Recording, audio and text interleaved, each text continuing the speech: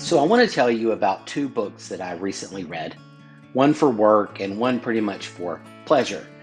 And I want to tell you about some interesting connections that I saw between these two books. And when I tell you what these two books are, it's going to seem kind of surprising that I would find any connection at all between the two of them. But stick with me for just a second, and I think you'll see what I'm talking about. First, let me tell you about the book for work. It was Friedman's Rules of the Road.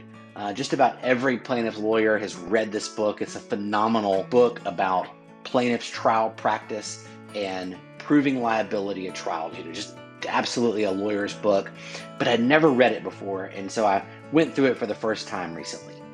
The other book was Michael Pollen's book called Cooked. And Michael Pollen is a really good food writer.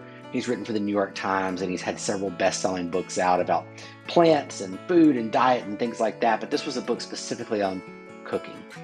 And I want to talk to you about the connections I saw between these two books. Let me start off by telling you about the Michael Pollen book first.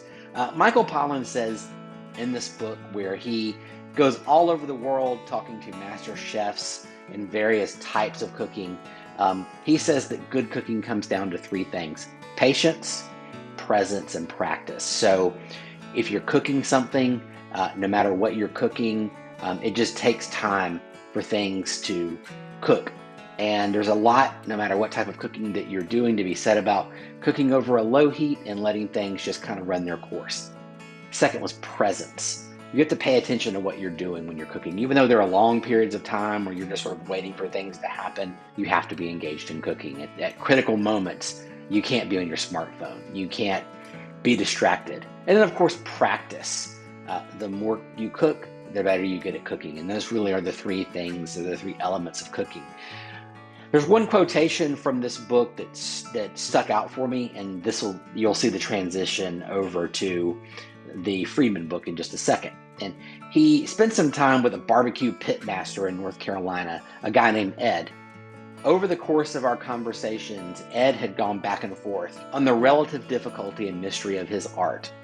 More than once, he had alluded tantalizingly to trade secrets, but other times he disclaimed there weren't any such things. This was one of those times. He said, "It's hard work, but there's really nothing all that complicated about good barbecue," which might be the deepest, darkest secret of all. Now, there's nothing complicated about trial law either, and it really comes down to three things, particularly if you're a plaintiff's lawyer. You're a person trying to prove a case versus someone trying to defend a case. But for Friedman in Rules of the Road, he says it comes down to three things. Just like, you have patience, presence, and practice with cooking. You have complexity, confusion, and ambiguity. These are the things that you fight in plaintiff's law. The more complex your opponent can try to make things seem, if they're defense counsel, the more difficult it is for you to prove your case. The more confused your jury gets, or your trier of fact gets, or your appellate panel gets, the more confused they are, the less likely they are going to be to find that you proved your case. And the more ambiguous things are left, the less likely it is that a plaintiff is going to win, or someone trying to make their case out is going to win. For cooking, patience, presence, practice. For trial law, litigation, complexity, confusion, ambiguity. What do these two things have to do with one another? Ultimately, winning a case is simple.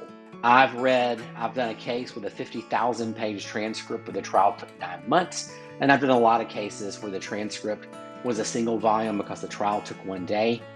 But you know what?